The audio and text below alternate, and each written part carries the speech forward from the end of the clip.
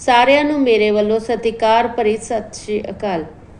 ਪਿਆਰੇ ਬੱਚਿਓ, ਅੱਜ ਆਪਾਂ ਕਹਾਣੀ ਪੜ੍ਹਾਂਗੇ ਧਰਤੀ ਹੇਠਲਾ ਬਲਦ, ਜੋ ਪੰਜਾਬੀ ਦੇ ਪ੍ਰਸਿੱਧ ਕਹਾਣੀਕਾਰ ਕੁਲਵੰਤ ਸਿੰਘ ਵਿਰਕ ਦੀ ਲਿਖੀ ਹੋਈ ਹੈ।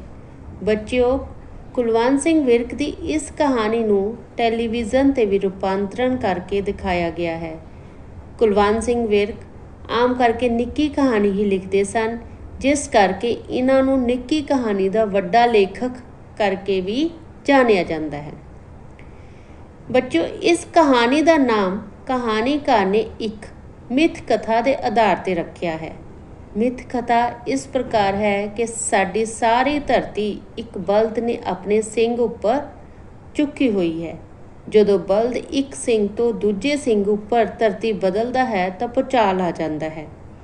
ਇਸੇ ਤਰ੍ਹਾਂ ਇਸ ਕਹਾਣੀ ਵਿੱਚ ਵੀ ਬਾਪੂ, ਜੋ ਕਰਮ ਸਿੰਘ ਫੌਜੀ ਦਾ ਪਿਤਾ ਹੈ, ਉਸ ਨੂੰ ਇਸ ਧੌਲ ਵਰਗੀ, ਬਲਦ ਵਰਗੀ ਜਰਨ ਸ਼ਕਤੀ ਭਾਵ ਬਰਦਾਸ਼ਤ ਕਰਨ ਦੀ ਸ਼ਕਤੀ, ਸਹਿਣ ਸ਼ਕਤੀ ਦਾ ਮਾਲਕ ਦਰਸਾਇਆ ਹੈ।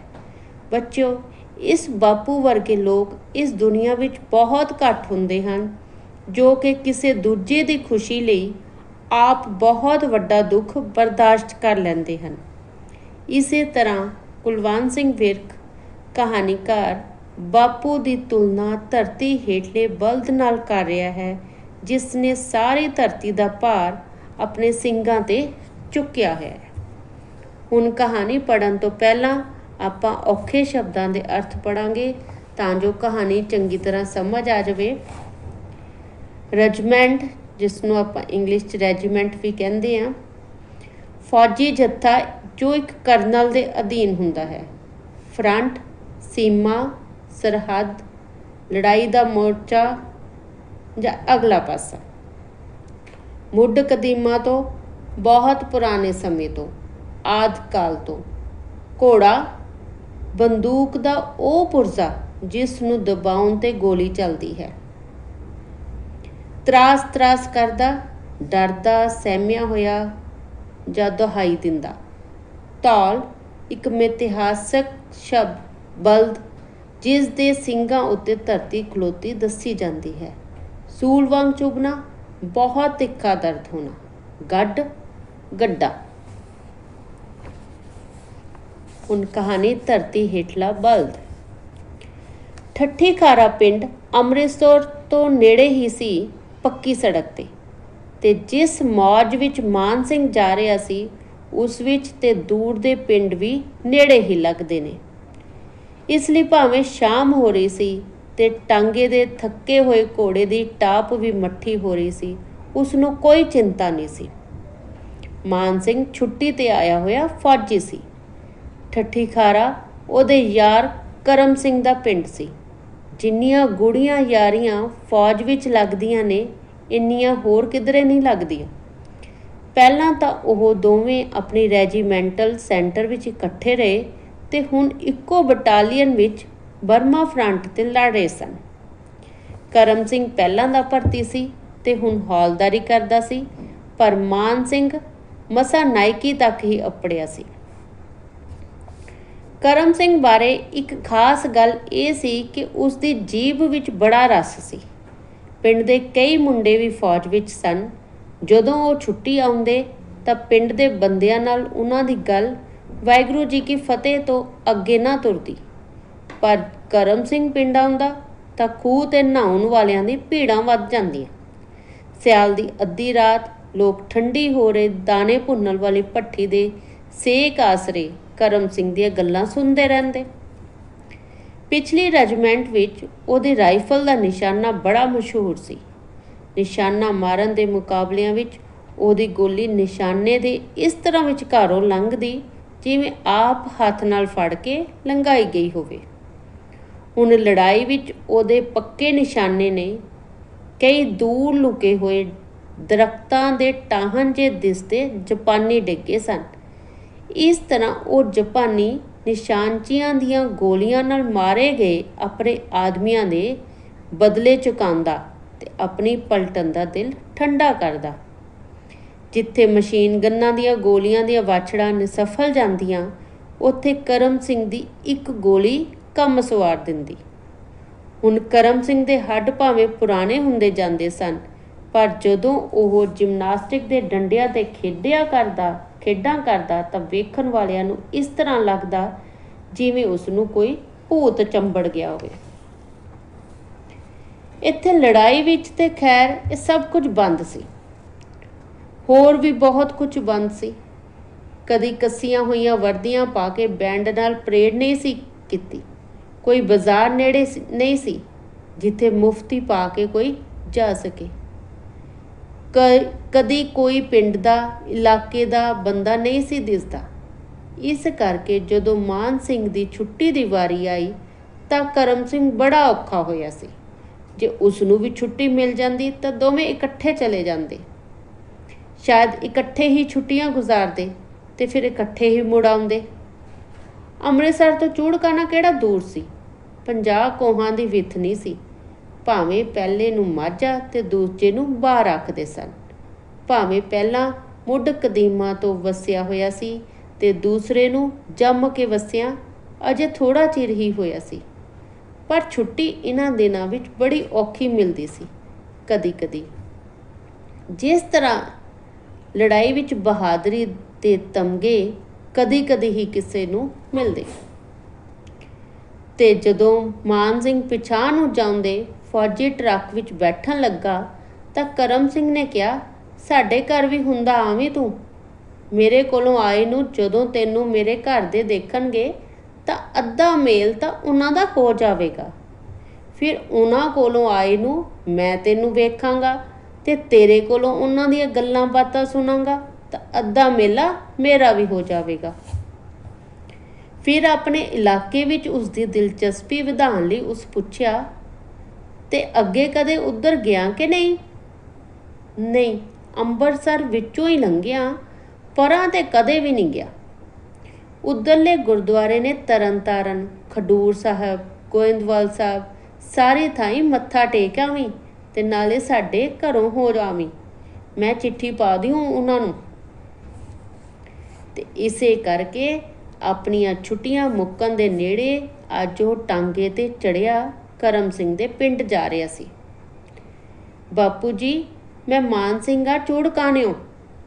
ਉਸਨੇ ਕਰਮ ਸਿੰਘ ਦੀ ਡਿਓਢੀ ਵਿੱਚ ਬੈਠੇ ਬਾਬੇ ਨੂੰ ਹੱਥ ਜੋੜ ਕੇ ਆਖਿਆ। ਆਓ ਜੀ, ਜੀ ਆਇਆਂ ਨੂੰ, ਆਓ ਬੈਠ ਜਾਓ। ਮਾਨ ਸਿੰਘ ਅੰਦਰ ਲੰਘ ਕੇ ਮੰਜੀ ਤੇ ਬਹਿ ਗਿਆ। ਉਸਦੇ ਆਉਣ ਕਰਕੇ ਬਾਬਾ ਕੁਝ ਔਖਾ ਲੱਗਦਾ ਸੀ। ਪਹਿਲਾਂ ਤਾਂ ਇੱਧਰ ਉੱਧਰ ਵੇਖ ਰਿਹਾ ਸੀ, ਪਰ ਹੁਣ ਉਸਨੇ ਚੁੱਪਚਾਪ ਨੀਵੀਂ ਪਾ ਲਈ। ਮਾਨ ਸਿੰਘ ਕਾਲੇ ਸੁਭਾਅ ਦਾ ਸੀ, ਪਰ ਆਪਣੀ ਇਸ ਆਓ ਭਗਤ ਤੇ ਉਸ ਨੂੰ ਬੜੀ ਹੈਰਾਨੀ ਹੋਈ। ਹੋ ਸਕਦਾ ਇਹ ਕੋਈ ਓਪਰਾ ਆਦਮੀ ਹੋਵੇ। ਤੁਸੀਂ ਕਰਮ ਸਿੰਘ ਦੇ ਬਾਪ ਹੋ? ਉਸਨੇ ਚੰਗੀ ਮਿਲਣੀ ਦੀ ਮੰਗ ਕਰਦੇ ਹੋਏ ਕਿਹਾ। ਆਹੋ ਜੀ, ਇਹ ਉਹਦਾ ਹੀ ਘਰ ਹੈ। ਉਸ ਮੇਰੇ ਬਾਰੇ ਤੁਹਾਨੂੰ ਕੋਈ ਚਿੱਠੀ ਲਿਖੀ ਸੀ? ਹਾਂ, ਉਸ ਲਿਖਿਆ ਸੀ ਭਈ ਤੁਸੀਂ ਆਓਗੇ ਸਾਡੇ ਕੋਲ। ਤੇ ਬੁੱਢਾ ਉੱਠ ਕੇ ਵਿਹੜੇ ਵੱਲ ਤੁਰ ਪਿਆ। ਇੱਕ ਕੱਟੀ ਨੂੰ ਉਸਨੇ ਖੋਲ ਕੇ ਦੂਸਰੇ ਕਿੱਲੇ ਤੇ ਬੱਧਾ, ਫਿਰ ਉਸ ਦੇ ਪਿੰਡੇ ਤੇ ਹੱਥ ਫੇਰਿਆ ਅਤੇ ਫਿਰ ਉਸ ਨੂੰ ਆਪਣਾ ਹੱਥ ਚੱਟਣ ਲਈ ਦਿੱਤਾ। ਫਿਰ ਅੰਦਰ ਜਾ ਕੇ ਮਾਨ ਸਿੰਘ ਦੇ ਆਉਣ ਦਾ ਪਤਾ ਦਿੱਤਾ ਤੇ ਚਾਹ ਲਿਆਉਣ ਲਈ ਆਖਿਆ। ਤੇ ਜਿਸ ਤਰ੍ਹਾਂ ਮੁੜ ਕੇ ਡਿਊੜੀ ਵਿੱਚ ਆਉਣ ਤੋਂ ਡਰਦਾ ਹੋਵੇ, ਉਹ ਫਿਰ ਵਿਹੜੇ ਵਿੱਚ ਬੱਧੀ ਘੋੜੀ ਖੋਲ ਖਲੋ ਗਿਆ। ਉਸ ਦੇ ਅੱਗੇ ਪਈ ਤੂੜੀ ਨੂੰ ਹਿਲਾਇਆ, ਹੋਰ ਛੋਲੇ ਲਿਆ ਕੇ ਵਿੱਚ ਪਾਏ ਤੇ ਅਖੀਰ ਮੁੜ ਕੇ ਡਿਊਟੀ ਵਿੱਚ ਆ ਗਿਆ। ਬਾਬਾ ਹੁਣ ਵਧੇਰੇ ਆਪਣੇ ਆਪ ਵਿੱਚ ਸੀ। ਉਹ ਮਾਨ ਸਿੰਘ ਵੱਲ ਤੇ ਸੱਜੇ ਖੱਬੇ ਵੀ ਝਾਕ ਰਿਹਾ ਸੀ। ਜਸਵੰਤ ਸਿੰਘ ਕਿੱਥੇ ਵੇ? ਮਾਨ ਸਿੰਘ ਨੂੰ ਪਤਾ ਸੀ ਕਿ ਕਰਮ ਸਿੰਘ ਦੇ ਨਿੱਕੇ ਭਰਾ ਦਾ ਨਾਂ ਜਸਵੰਤ ਸਿੰਘ ਹੈ। ਹੁਣੇ ਆ ਜਾਂਦਾ ਹੈ ਚਰੀ ਦੀ ਗੱਡ ਲੈ ਕੇ। ਇੰਨੇ ਨੂੰ ਕਰਮ ਸਿੰਘ ਦੀ ਬੇਬੇ ਚਾਹ ਲੈ ਕੇ ਆਈ। ਬੇਬੇ ਜੀ, ਸਤਿ ਸ਼੍ਰੀ ਅਕਾਲ। ਮਾਨ ਸਿੰਘ ਨੇ ਹੱਸਦੀਆਂ ਅੱਖਾਂ ਨਾਲ ਬੁੱਢੀ ਵੱਲ ਵੇਖਿਆ। ਬੁੱਢੇ ਦੇ ਹੋਂਠ ਕੁਝ ਕਹਿਣ ਲਈ ਫਰਕੇ, ਪਰ ਕੋਈ ਅੱਖਰ ਨਾ ਬਣਾ ਸਕੇ। ਮਾਨ ਸਿੰਘ ਨੇ ਚਾਹ ਵਾਲੀ ਗੜਵੀ ਤੇ ਕੌਲੀ ਬੇਬੇ ਦੇ ਹੱਥੋਂ ਫੜ ਲਈ ਤੇ ਉਹ ਵਾਪਸ ਚਲੀ ਗਈ। ਇਹ ਮਝੈਲ ਕਿਸ ਤਰ੍ਹਾਂ ਦੇ ਆਦਮੀ ਨੇ? ਮਾਨ ਸਿੰਘ ਨੇ ਹੈਰਾਨ ਹੋ ਰਿਹਾ ਸੀ। ਆਪਣੇ ਵਿੱਚੋਂ ਬੜਾ ਤੰਗ ਸੀ, ਪਰ ਹੁਣ ਕਰਮ ਸਿੰਘ ਦੇ ਘਰ ਆ ਕੇ ਵਾਪਸ ਥੋੜਾ ਜਾ ਸਕਦਾ ਸੀ। ਚਲੋ ਇੱਕ ਰਾਤ ਰਹਿ ਕੇ ਵਾਪਸ ਮੁੜ ਚੱਲਾਂਗੇ, ਉਸਨੇ ਫੈਸਲਾ ਕੀਤਾ। ਰਾਤ ਨੂੰ ਜਦੋਂ ਜਸਵੰਤ ਸਿੰਘ ਆਇਆ ਤਾਂ ਇਸ ਰੌਣਕ ਵਿੱਚ ਕੁਝ ਗੱਲਾਂ ਬਾਤਾਂ ਖੁੱਲੀਆਂ ਹੋਣ ਲੱਗੀਆਂ। ਬੜੀ ਮਸ਼ਹੂਰ ਹੋਈ ਏ ਗੋਲੀ ਕਰਮ ਸਿੰਘ ਦੀ ਉੱਤੇ ਬਰਮਾ ਦੀ ਲੜਾਈ ਵਿੱਚ। ਬਸ ਉਹਦਾ ਘੋੜਾ ਦਬਾਉਣ ਦੀ ਦੇਰ ਹੁੰਦੀ ਹੈ, ਅੱਖ ਦੇ ਫੌਰ ਵਿੱਚ ਇੱਕ ਜਾਪਾਨੀ ਹੇਠਾਂ ਲੇਟ ਜਾਂਦਾ ਏ। ਸਾਨੂੰ ਨਾਲ ਟੁਰਦਿਆਂ ਪਤਾ ਵੀ ਨਹੀਂ ਲੱਗਦਾ ਉਸ ਲੱਭ ਕਿੱਥੋਂ ਲਿਆ। ਮਾਨ ਸਿੰਘ ਇੱਥੇ ਰੁਕ ਗਿਆ, ਇਸ ਉਮੀਦ ਤੇ ਕਿ ਉਹ ਸਾਰੇ ਬਰਮਾ ਦੀ ਲੜਾਈ ਦੀਆਂ ਬਹੁਤ ਸਾਰੀਆਂ ਗੱਲਾਂ ਪੁੱਛਣਗੇ। ਉਸ ਦਾ ਅੰਦਰ ਗੱਲਾਂ ਨਾਲ ਭਰਿਆ ਪਿਆ ਸੀ, ਪਰ ਇੱਥੇ ਤਾਂ ਕੋਈ ਉਹ ਸੁਣਦਾ ਹੀ ਨਹੀਂ ਸੀ। ਕੁਝ ਚਿਰ ਇਸ ਤਰ੍ਹਾਂ ਹੀ ਰਹੀ। ਫਿਰ ਬੁੱਢੇ ਨੇ ਜਸਵੰਤ ਸਿੰਘ ਨੂੰ ਕਿਹਾ, ਆਪਣੀ ਵਾਰੀ ਕਦੋਂ ਹੈ ਪਾਣੀ ਦੀ? ਪਰਸੋਂ 3 ਵਜੇ ਸਵੇਰੇ ਲੱਗਣੀ ਹੈ। 3 ਵਜੇ ਸਵੇਰੇ ਦਾ ਨਾਂ ਸੁਣ ਕੇ ਮਾਨ ਸਿੰਘ ਨੇ ਗੱਲ ਫੇਰ ਛੇੜੀ। ਉਹ ਆਪਣੇ ਯਾਰ ਦੀਆਂ ਰੱਜ ਕੇ ਗੱਲਾਂ ਕਰਨੀਆਂ ਚਾਹੁੰਦਾ ਸੀ। ਹੋਰ ਗੱਲ ਤੇ ਗੱਲ, ਕਰਮ ਸਿੰਘ ਪਹਿਰ ਰਾਤ ਉੱਠਣ ਤੋਂ ਤਾਂ ਬਚ ਗਿਆ। ਫੌਜ ਵਿੱਚ ਸਵੇਰੇ ਉੱਠਣ ਦਾ ਬੜਾ ਆਲਸ ਏ ਉਹਨੂੰ, ਸਾਰਿਆਂ ਤੋਂ ਪਿੱਛੋਂ ਉੱਠਦਾ ਏ ਉੱਥੇ। ਇਸ ਨਾਲ ਵੀ ਕਿਸੇ ਦਾ ਉਤਸ਼ਾਹ ਨਾ ਜਾਗਿਆ। ਫਿਰ ਰੋਟੀ ਆਈ। ਉਹਨਾਂ ਕਾਫੀ ਉਚੇਚ ਕੀਤਾ ਹੋਇਆ ਸੀ। ਨਾਲ ਨਾਲ ਜਸਵੰਤ ਸਿੰਘ ਉਹਨੂੰ ਰੋਟੀ ਖਾਂਦੇ ਨੂੰ ਪੱਖਾ ਚੱਲ ਰਿਹਾ ਸੀ। ਉਹਦਾ ਇਹ ਖਿਆਲ ਸੀ ਕਿ ਉਹ ਉਸ ਵੱਲ ਧਿਆਨ ਨਹੀਂ ਸੀ ਦੇ ਰਹੇ ਸਨ। ਦਿਲੋਂ ਨਿਕਲ ਗਿਆ। ਰੋਟੀ ਖਾਂਦਿਆਂ ਖਾਂਦਿਆਂ ਕਰਮ ਸਿੰਘ ਦਾ ਨਿੱਕਾ ਮੁੰਡਾ ਟੁਰਦਾ ਟੁਰਦਾ ਮਾਨ ਸਿੰਘ ਦੀ ਮੰਜੀ ਕੋਲ ਆ ਗਿਆ। ਜੇ ਉਹ ਹੋਰ ਕਿਸੇ ਨਾਲ ਕਰਮ ਸਿੰਘ ਦੀਆਂ ਗੱਲਾਂ ਨਹੀਂ ਸੀ ਕਰ ਸਕਦਾ ਤਾਂ ਉਸਦੇ ਮੁੰਡੇ ਨਾਲ ਤਾਂ ਕਰ ਸਕਦਾ ਸੀ। ਮਾਨ ਸਿੰਘ ਨੇ ਉਸ ਨੂੰ ਕੁੱਛੜ ਚੁੱਕ ਲਿਆ। ਓਏ, ਆਪਣੇ ਬਾਪੂ ਕੋਲ ਚੱਲਣਾ ਹੀ? ਜਾਣਾ ਤਾਂ ਚੱਲ ਮੇਰੇ ਨਾਲ, ਬੜਾ ਮੀਂਹ ਪੈਂਦਾ ਏ ਉੱਥੇ, ਪਾਣੀ ਵਿੱਚ ਤੁਰਿਆ ਫਰੀ। ਮਾਨ ਸਿੰਘ ਦੀ ਇਹ ਗੱਲ ਬਾਪੂ ਨੂੰ ਸੂਲ ਵਾਂਗ ਚੁਭੀ। ਆ ਫੜ ਲੈ ਮੁੰਡੇ ਨੂੰ, ਉੱਧਰ ਰੱਖ, ਰੋਟੀ ਤਾਂ ਖਾ ਲੈਂਦੇ ਆ ਕਰੋ ਆਰਾਮ ਨਾਲ। ਬਾਪੂ ਨੇ ਜ਼ਰਾ ਤੇਜ਼ ਹੋ ਕੇ ਕਿਹਾ ਤੇ ਬੇਬੇ ਆ ਕੇ ਮੁੰਡਾ ਚੁੱਕ ਕੇ ਲੈ ਗਈ। ਹੁਣ ਤਾਂ ਘਰ ਦੀ ਹਵਾ ਵਿੱਚ ਮਾਨ ਸਿੰਘ ਨੂੰ ਸਾਹ ਲੈਣਾ ਵੀ ਔਖਾ ਹੋ ਰਿਹਾ ਸੀ। ਇੱਧਰ ਦਾ ਪੈਂਡਾ ਮੁਕਾ ਕੇ ਉਸ ਦਾ ਛੇਤੀ ਛੇਤੀ ਮੁੜਨ ਨੂੰ ਜੀ ਕਰਦਾ ਸੀ। ਉਸ ਆਪਣੇ ਅਗਲੇ ਦਿਨ ਦੇ ਚੱਕਰ ਬਾਰੇ ਪੁੱਛਗਿੱਛ ਆਰੰਭੀ। ਇੱਥੋਂ ਤਰਨ ਤਾਰਨ ਕਿੰਨਾ ਏ? 4 ਕੋਹ ਪੈਂਡਾ ਏ। ਟਾਂਗਾ ਮਿਲ ਜਾਂਦਾ ਹੋਵੇਗਾ ਸਵੇਰੇ ਸਵੇਰੇ? ਟਾਂਗੇ ਟੁੰਗਿਆਂ ਦਾ ਕੋਈ ਫਿਕਰ ਨਾ ਕਰ ਤੂੰ, ਜਸਵੰਤ ਨੂੰ ਤੇਰੇ ਨਾਲ ਘੱਲਾਂਗੇ। ਦੋਵੇਂ ਭਰਾ ਇਕੱਠੇ ਹੀ ਮੱਥਾ ਟੇਕ ਆਏ ਉਹ ਸਾਰੇ। ਇਸ ਗੱਲ ਤੇ ਮਾਨ ਸਿੰਘ ਰਾਜ਼ੀ ਸੀ। ਜਸਵੰਤ ਸਿੰਘ ਐਡਾ ਘੁੱਟਿਆ ਹੋਇਆ ਬੰਦਾ ਨਹੀਂ ਸੀ, ਪਰ ਮਾਨ ਸਿੰਘ ਦੇ ਨਾਲ ਟੁਰਦਿਆਂ ਉਹ ਵੀ ਕੁਝ ਘੁੱਟਿਆ ਹੀ ਗਿਆ।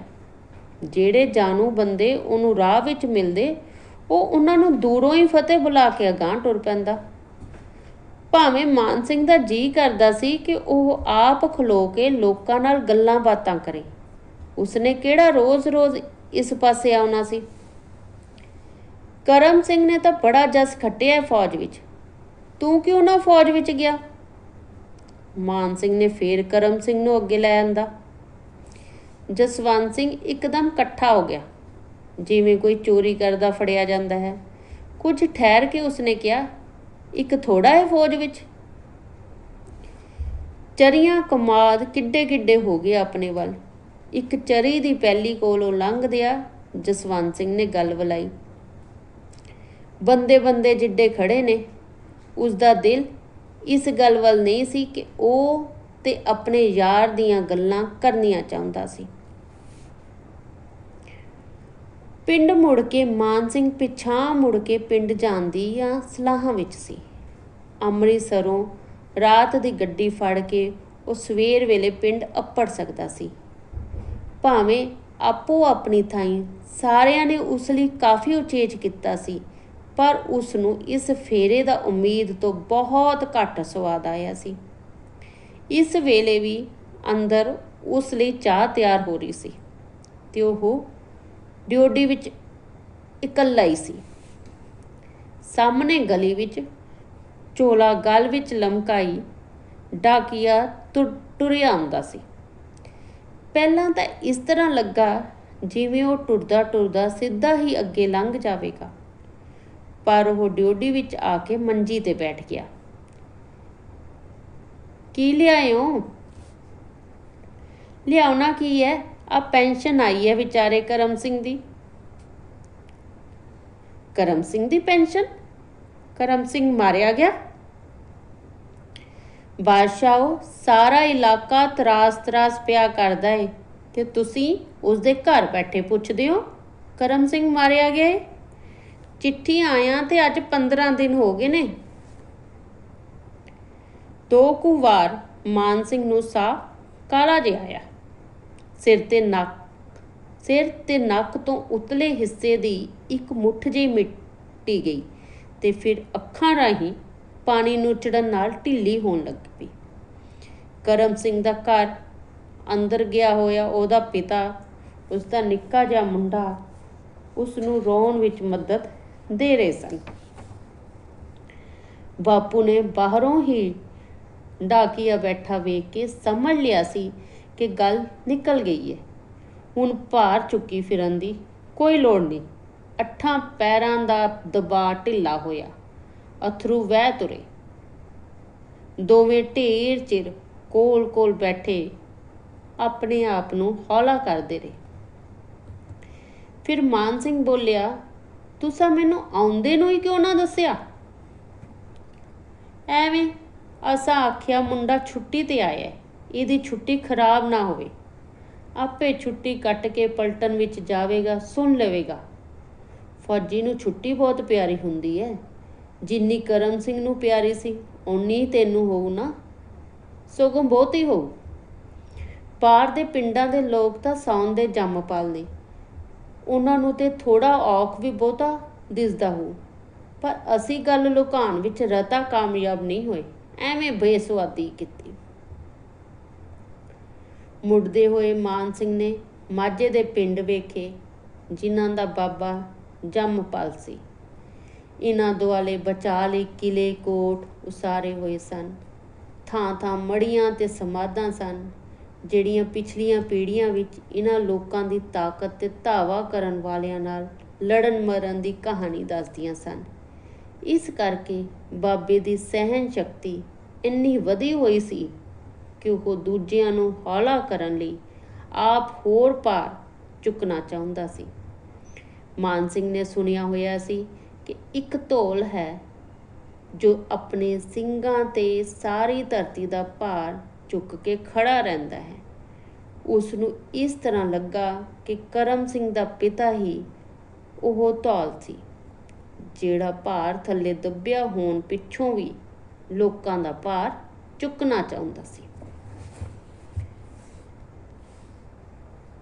ਹਾਂਜੀ ਬੱਚਿਓ, ਕੁਲਵੰਤ ਸਿੰਘ ਵਿਰਕ ਦੀ ਇਹ ਕਹਾਣੀ ਇੱਥੇ ਹੀ ਖਤਮ ਹੁੰਦੀ ਹੈ। ਮੈਂ ਇਸ ਆਸ ਨਾਲ ਦੇਖਦੀ ਹਾਂ ਕਿ ਕਰਮ ਸਿੰਘ ਦੇ ਬਾਪੂ ਵਰਗੇ ਬੰਦੇ ਇਸ ਧਰਤੀ ਤੇ ਸਦਾ ਵਸਦੇ ਰਹਿਣ, ਜਿਹੜੇ ਦੂਜਿਆਂ ਦੀਆਂ ਖੁਸ਼ੀਆਂ ਲਈ ਆਪਣੀ ਖੁਸ਼ੀ ਵੀ ਕੁਰਬਾਨ ਕਰ ਦਿੰਦੇ ਹਨ। ਮੈਂ ਇਸੇ ਆਸ ਨਾਲ ਤੇ ਇੱਕ ਉਮੀਦ ਕਰਦੀ ਹਾਂ ਕਿ ਪਰਮਾਤਮਾ ਕਰੇ ਤੁਸੀਂ ਸਭ ਖੁਸ਼ ਰਹੋ, ਰਾਜੀ ਰਹੋ। ਧੰਨਵਾਦ।